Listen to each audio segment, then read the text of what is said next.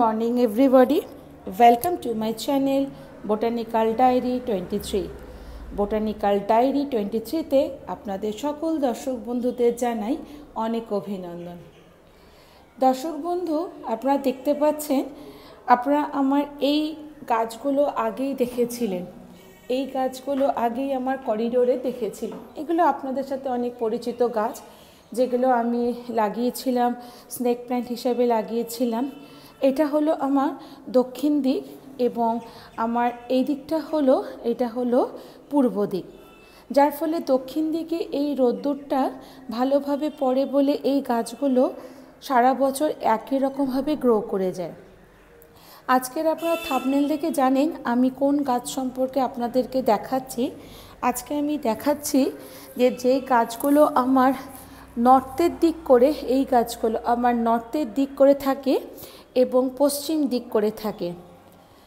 সারাদিনের শেষ রোদ্দুরটা এই গাছগুলোর মধ্যে পায়, যার ফলে এই গাছগুলো, আমি ক্যামেরাটাকে ঘুরিয়ে নিয়ে আপনাদের সুবিধা হবে। তাহলে পশ্চিম দিকে এই গাছগুলো দেখুন থাকে, পূর্ব দিকে এই গাছগুলো থাকে, আর পশ্চিম দিকে কিছু গাছ থাকে।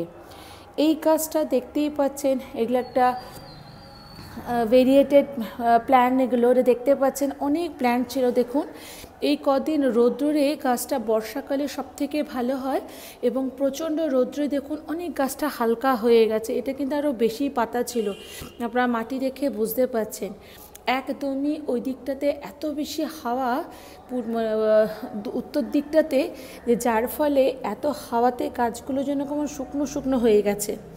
ঠিক একই রকমভাবে দেখুন এই মনস্টেরার, এটাও তাই, নর্থের দিকে রাখা থাকতো, মানে গাছগুলো হাওয়াতে, গাছের পাতাগুলো অতিরিক্ত শীতে ঝোড়ো হাওয়াতে গাছগুলো একদম যেন শুকনো শুকনো শুকনো হয়ে গেছে। সবকটা গাছ দেখুন অতিরিক্ত হাওয়াতে, এবং লাস্ট কতদিন তো রৌদ্র নেই, একদমই কলকাতায় কোনো রৌদ্রই আমরা দেখতে পাচ্ছি না, যার ফলে গাছগুলো কেমন একটা হয়ে গেছে। তাই আমি ভাবলাম এটা আমার একটা করিডোর ভিডিও আপনারা আগেও দেখেছেন, অনেক কটা এপিসোডেও দেখেছেন।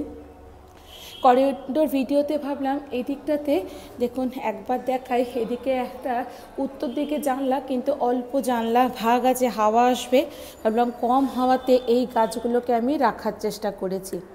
এই গাছগুলোর মধ্যে করিডোরে রৌদ্রও আসে, একটুখানি রৌদ্রও আসে, আপনারা দেখতে পাচ্ছেন, দক্ষিণ দিকে রৌদ্রটাও আসে। তাই ভাবলাম এখানটায় গাছগুলো রেখেছি। এই গাছটা আপনাদের মনে পড়ছে, এটা আমি আপনাদেরকে কাটিং করে দেখিয়েছিলাম, যে গাছটাকে, মানি প্ল্যান্ট গাছটাকে কেমনভাবে আপনারা কাটিং করে লাগাতে পারেন, একদম ছোটোভাবে আপনাদেরকে কাটিং করে দেখিয়েছিলাম। ক্যামেরাটা একটু রোল হয়ে মানে রোল করে দেখাচ্ছি আপনাদেরকে। দেখুন এই গাছটা একদম ছোট করে কেটে দেখিয়েছিলাম।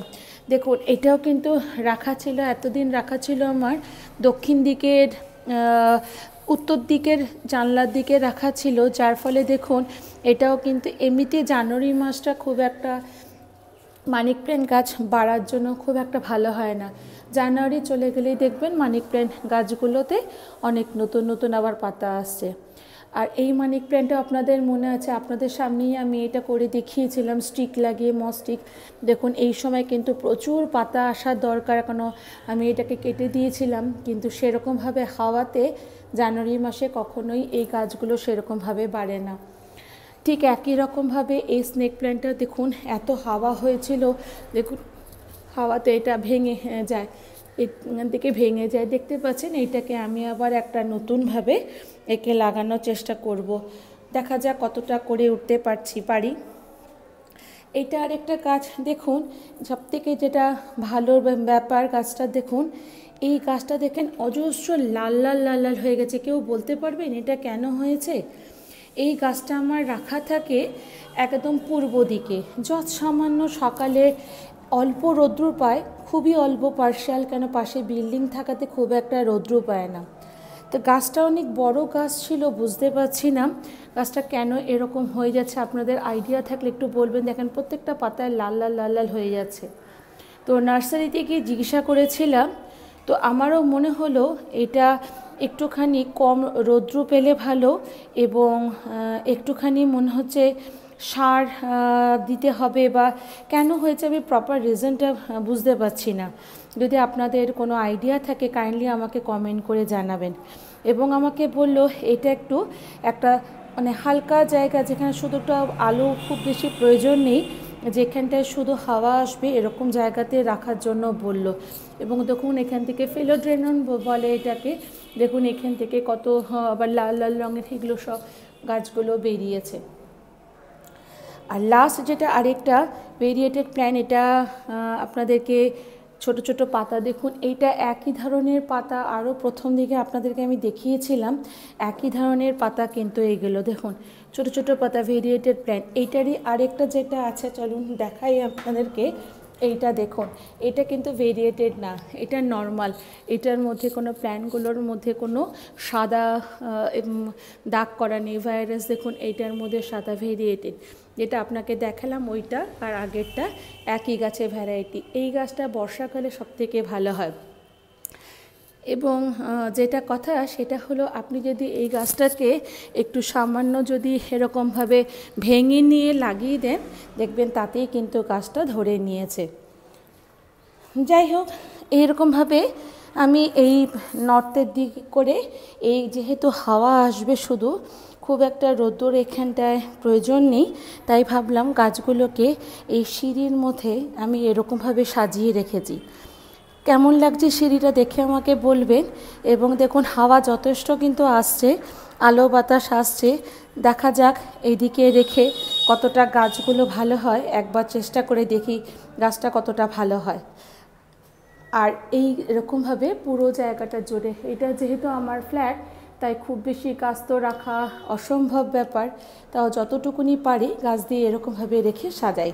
আর আরেকটা গাছ এই কর্নারটাতেই রেখেছি, এটা আমার অ্যাবসলিউটলি নর্থের দিক করে রাখা থাকে, কিন্তু দেখছি যে গাছের পাতাগুলো কেমন নষ্ট হয়েছে। এই গাছটাতে প্রচুর রৌদ্র দরকার হয়, প্রচুর রৌদ্র, যত রৌদ্র থাকবে গাছটা তত ভালো হয়।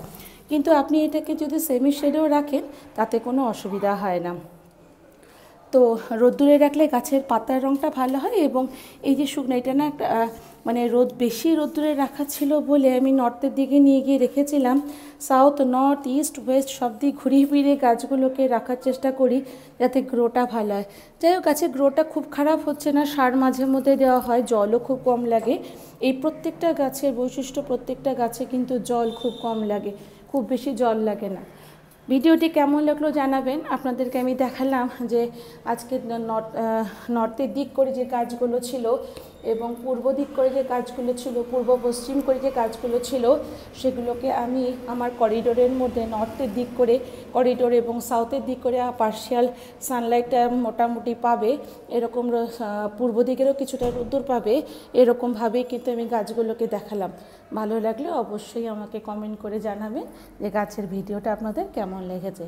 আবার আপনাদের সকলের সাথে দেখা হবে, ততক্ষণের জন্য টাটা।